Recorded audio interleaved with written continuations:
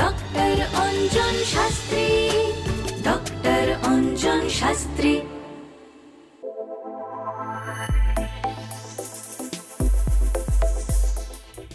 জীবনে কিন্তু আমাদের এমন এমন অধ্যায় আসে যখন আমাদের এমন কিছু কর্মের মধ্যে দিয়ে যেতে হয় যেটা হয়তো আমরা যেটাকে ঝুঁকিপূর্ণ বা রিস্ক বলে থাকি। যেমন হয়তো কোনো অপারেশন করা বা হয়তো একটা কোনো রিস্ক জনিত কিছু হয়তো কাজে যাচ্ছি, তো সেটার ক্ষেত্রেও কি নক্ষত্র প্রভাব বিস্তার করে? জেনে নেব অঞ্জনের কাছে। আমাদের সঙ্গে আছেন ডক্টর অঞ্জন শাস্ত্রী। হ্যাঁ, অবশ্যই যে কোনো রকম রিস্কমূলক কাজের ক্ষেত্রে অবশ্যই এই নক্ষত্র দেখাটা খুবই ইম্পর্টেন্ট। কারণ আমরা যখন কোনো একটা রিস্কমূলক কাজ করছি সেটা প্রত্যেকেরই আমাদের মনে একটা ভয় থাকে, আর এটা কিন্তু অনেকাংশে কাটাতে পারে সেই দিনের নক্ষত্র। যদি নক্ষত্রটি শুভ হয় অবশ্যই সেই দিনটা হয়তো সেই রিস্ক থেকে আমরা কিন্তু বেরিয়ে আসতে পারি। যে কোনো রকম, তুমি যেমন বললে যে অপারেশন, অবশ্যই অপারেশন যেমন এটা আমাদের একটা মানে একটা যথেষ্ট রিস্ক থাকেই। কারণ দেখবে যখন অপারেশনের টেবিলে কোনো ডাক্তারবাবু যান তখন কিন্তু লাস্টে একবার তারা ঈশ্বরকে স্মরণ করে, তাই তো? তো অর্থাৎ প্রত্যেকেরই একটা ভয় থাকে যে হ্যাঁ এটা কি সাকসেস হবে, সেরকমই। তবে এর দিনে বেশ কিছু নক্ষত্র আছে, যেমন প্রথম নক্ষত্র হচ্ছে ভরণী নক্ষত্র, যেটা শুক্রের নক্ষত্র। শুক্র কোন দিকটা দেখে? মেডিকেল। অর্থাৎ এই শুক্রের নক্ষত্রে যদি কোনো রকম যে কোনো রিস্কমূলক কাজ, অর্থাৎ ভরণী নক্ষত্রে অপারেশন থেকে শুরু করে সেটা কিন্তু যথেষ্ট ভালো হবে। তাছাড়া যেমন পূর্ব ফাল্গুনী নক্ষত্র অবশ্যই ভালো হবে। এছাড়া যদি আমরা দেখি যে উত্তর ফাল্গুনী নক্ষত্র, সেক্ষেত্রেও কিন্তু এই রিস্কমূলক কাজগুলো কিন্তু যথেষ্ট ভালো ফল দেবে। এছাড়াও শুধু অপারেশন বলে নয়, যে কোনো হয়তো আমি কোনো একটা কর্মের ক্ষেত্রে যেটা রিস্ক আছে না, যে আমি একটা রিস্ক নিয়ে কাজ করতে যাচ্ছি, সেক্ষেত্রেও কিন্তু এটা কিন্তু যথেষ্ট ফলদায়ী হবে। অর্থাৎ এক্ষেত্রে অবশ্যই দেখে নিতে হবে আপনার জন্মচার্টে, অর্থাৎ আপনার কি নক্ষত্র, আপনার জন্ম নক্ষত্র কি, সেই জন্ম নক্ষত্র থেকে অ্যাকচুয়াল আপনার শুভ নক্ষত্রটা কোনটা, তার মধ্যে আমি যদি এই নক্ষত্রগুলোকে বাছাই করি এবং সেক্ষেত্রে আপনার মানে এই দিকটাও দেখলাম, আপনার নিজস্ব নক্ষত্র দিলাম, সেটা থেকে ম্যাচ করে আমি যদি একটা সঠিক নক্ষত্র আপনাকে বলে দিতে পারি এবং সেই নক্ষত্রে আপনি যদি কাজটা অ্যাকচুয়াল সম্পন্ন করার চেষ্টা করেন, সেক্ষেত্রে আপনারা যথেষ্ট ভালো ফল পাবেন। মেকানিক্যাল কোনো কাজকর্ম তো আমরা করি, মানে গাড়ি সার্ভিস করানো বা বাড়িতে কোনো মানে মেকানিক্যাল কোনো কাজকর্ম, এটাও কিন্তু খুব ইম্পর্টেন্ট। মানে একটা গাড়ি হয়তো সারাতে দিলাম, প্রচুর টাকা খরচা হয়ে গেল, তারপরে দেখা গেল যে সেটা না কোথাও আবার ফিরে আসার পর গন্ডগোল করছে। বা একটা বাড়িতে ইলেকট্রিক্যাল কোনো কাজ করালাম, তারপর দেখলাম পুরোটাই গন্ডগোল হয়ে গেছে, আরও অনেক বেশি টাকা সেটার মধ্যে। এগুলো কিন্তু প্রাথমিকভাবে শুনলে মনে হবে কি নিয়ে আলোচনা করছে এগুলো, কিন্তু যাদের লাইফে এগুলো ঘটেছে তারা জানেন যে সত্যি এই ধরনের কোনো গন্ডগোল ঘটলে তারপরে কত টাকার আবার লোকসান হয়, আবার ইনভেস্টমেন্ট করতে হয়। তো সেই জায়গা থেকে এখানেও কি নক্ষত্রের কোনো? অবশ্যই এখানেও দুটো নক্ষত্র আছে, যেখানে কৃত্তিকা নক্ষত্র প্রথমত, বিশাখা নক্ষত্র খুব ভালো ফল দেয়। প্রথমত এই যে আমাদের যে কোনো ইলেকট্রনিক্স রিপেয়ার করা, ইলেকট্রনিক্স গ্যাজেট নেওয়া, এগুলো সর্বক্ষেত্রে কিন্তু অবশ্যই অ্যাকচুয়াল আমরা বলি না যে ইলেকট্রনিক্স জিনিস হচ্ছে লাখে ভালো হয়, এটা বলে না লাখ কাজ করে। কারোর ইলেকট্রনিক্স জিনিস হয়তো বহুদিন চলে যেতে পারে, সেটা আবার হয়তো তার 2-6 মাস বা 1 বছরের মধ্যে সেটা খারাপও হয়ে যেতে পারে। প্রথমত ইলেকট্রনিক্স জিনিস যে কোনো ক্ষেত্রে কিনতে গেলে শুভ সময়, শুভ দিন এইগুলো দেখে যেমন কিনতে হয়, তার সাথে খুবই ইম্পর্টেন্ট হচ্ছে এই নক্ষত্র। এই নক্ষত্রটাও কিন্তু এগুলো দেখতে হয়। যদি বিশাখা নক্ষত্রের মতো এরকম নক্ষত্র হয় যেটা বৃহস্পতির নক্ষত্র, সেক্ষেত্রে কিন্তু খুব ভালো ফল দেয়। এবং তবে দেখে নিতে হবে তার জন্মচার্ট অনুযায়ী তার সেই নক্ষত্রটা শুভ না অশুভ, এটা দেখে যদি বিচার করে সেটা করা হয়, সেটা ইলেকট্রনিক্স গ্যাজেট কেনা থেকে শুরু করে রিপেয়ার করা থেকে শুরু করে, সেক্ষেত্রে কিন্তু খুব ভালো ফল দেবে। হ্যাঁ, কারণ এই ক্ষেত্রে আমি একটা জিনিস শেয়ার করতে চাই, অনেকে আমি দেখেছি তারা যখনই কোনো ইলেকট্রনিক কিছু কেনে তাদের কপালে সেটা সয় না এবং কিছু না কিছু কয়েকদিনের মধ্যে গন্ডগোল হতে শুরু করে।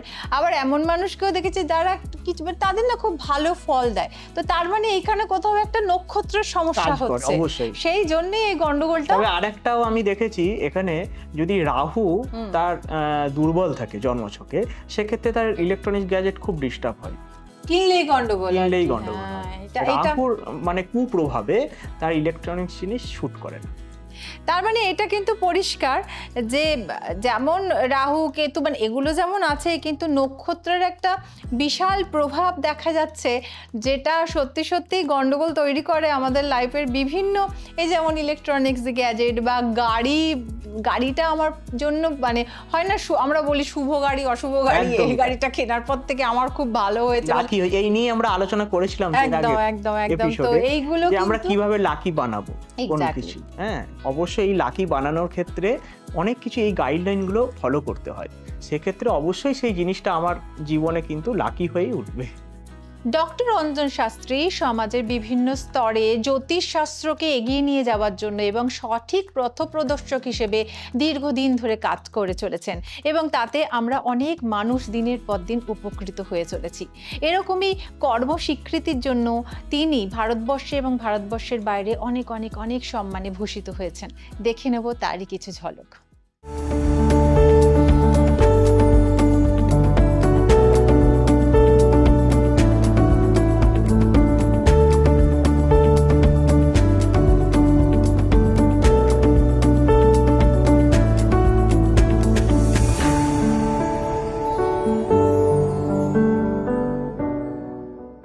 এবার একটা খুব ইন্টারেস্টিং সাবজেক্ট নিয়ে আমরা আলোচনা করব, সেটা হচ্ছে আমরা এখন সোশ্যাল মিডিয়ার যুগে সবাই সেটার সঙ্গে যুক্ত, কম বেশি অনেকেরও তো নেশার পর্যায়ে চলে গেছে। তো সেক্ষেত্রে আমরা প্রত্যেকেই প্রত্যেক দিন কিছু না কিছু পোস্ট করি, অনেকে দারুণ ভিউ হয়, অনেক লাইক আসে, অনেক কমেন্ট পড়ে, আর অনেকের কিছুই হয় না, হয়তো ভালো ভালো কন্টেন্ট তারা দিচ্ছেন কিন্তু সেটা হচ্ছে না। বা যারা লেখক তারা অনেক সময় লেখালেখি করেন, কোনো লেখকের একদম দারুণ তাদের হয় আর কোনো হয় না। তো এটার মধ্যেও কি গ্রহ নক্ষত্রের মানে গ্রহটা আজকে ছেড়ে দিলাম, নক্ষত্রের কোনো প্রভাব আছে, বা কোন নক্ষত্র দেখে সেই পোস্টিংটা করব সেটা বলে দেবে অঞ্জন? অবশ্যই এই নক্ষত্রটা কি নক্ষত্র হতে পারে প্রথমত বলি, এখানে অশ্বিনী নক্ষত্র, অর্থাৎ প্রথমত এটাকে বলা হয় লঘু নক্ষত্র।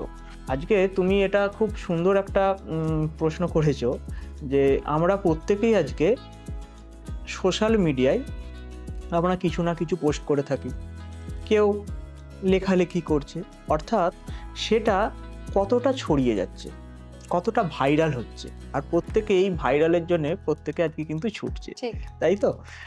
আর এটা একমাত্র এই লঘু নক্ষত্র, লঘু মানে কি, সেটাকে একটা লঘু করছে মানে আস্তে আস্তে বিলীন করে দিচ্ছে, ছড়িয়ে দিচ্ছে।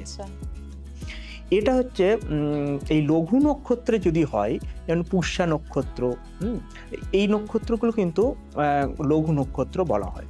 অর্থাৎ এই নক্ষত্রে যদি আমরা যে কোনো রকম, সেটা ফেসবুকের পোস্ট হতে পারে, আমরা যদি কোনো ইউটিউবের একটা পোস্ট করব, সেক্ষেত্রে আমরা এই নক্ষত্রে যদি করতে পারি সেক্ষেত্রে অবশ্যই কিন্তু খুব ভালো ফল দেবে।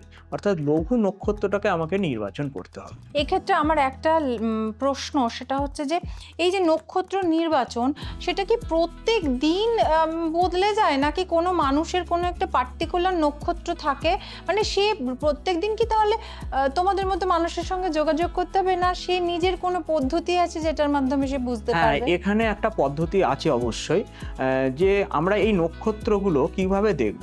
এই যে অশ্বিনী নক্ষত্র বা হস্তা নক্ষত্র বা পুষ্যা নক্ষত্র, আজকে আমি 3টে নক্ষত্র নিয়ে এখানে জাস্ট এইটাতে আলোচনা করছি, যে আমাদের যে কোনো কিছু ভাইরাল করতে গেলে বা সেটা আমাদের লঘু নক্ষত্রে করতে হয়। এই নক্ষত্রগুলো পাওয়া যাবে কোথায়? এই নক্ষত্র এটা নিজে নিজেই আপনারা দেখতে পারবেন। অর্থাৎ কিভাবে দেখা যায়, তুমি আমার অ্যাপসটা দেখেছো, এখানে অ্যাপসে আমার কিন্তু একটা বাংলা ক্যালেন্ডার দেওয়া আছে। এই বাংলা ক্যালেন্ডারের ঠিক একটা সাইডে 27টা নক্ষত্রের একটা লিস্ট আছে। এই লিস্টটা প্রত্যেকে কিন্তু ফলো করতে পারে, ঠিক আছে? অর্থাৎ কোন দিনে হয়তো তার তারিখটা দেওয়া আছে, হয়তো দেখা গেল আজকে 5 তারিখ, 5 তারিখে সেখানে লেখা আছে যে অশ্বিনী নক্ষত্র, বা 6 তারিখ হচ্ছে ভরণী নক্ষত্র। এই নক্ষত্রটা সেই দিনে দেখে নিতে হবে, এবং সেখানে পাশে দেওয়া থাকে সেই নক্ষত্রটা কটা পর্যন্ত থাকছে। এটা ক্যালকুলেশনটা ওখান থেকে পাওয়া যাবে। এছাড়াও যে কোনো বাংলা ক্যালেন্ডারে বা পঞ্জিকাতে তো অবশ্যই আছে, তবে যদি আমার যে অ্যাস্ট্রো অঞ্জন যে অ্যাপটা আছে, এই অ্যাপেতেও কিন্তু পুরোপুরি একদম বাংলা ক্যালেন্ডারটা কিন্তু এখানে দেওয়া আছে। আর এইভাবে আমাদের নক্ষত্র নিয়ে কিন্তু আলোচনা চলতে থাকবে। আর আপনারা যারা আমাদের সঙ্গে আছেন, এইভাবেই আমাদের সঙ্গে এগিয়ে চলেছেন হাতে হাত ধরে, তাদের সবাইকে ধন্যবাদ। আর অঞ্জনের সঙ্গে যারা যোগাযোগ করতে চাইছেন তারা তো অবশ্যই আপনারা কানেক্ট করে নিতে পারেন www.anjanshastri.com এ। এছাড়া অ্যাপ আছে, আপনারা এতদিনে জেনে গেছেন অ্যাস্ট্রো অঞ্জন বলে, সেখানেও আপনারা কানেক্ট করতে পারেন। আর তাছাড়া আপনারা স্কুলেও দেখতে পাচ্ছেন অঞ্জন বিভিন্ন জায়গায় চেম্বার করে, সেখানেও আপনারা এসে ওকে সরাসরি দেখাতে পারেন, কিন্তু অবশ্যই আগে অ্যাপয়েন্টমেন্ট নিয়ে নেবেন।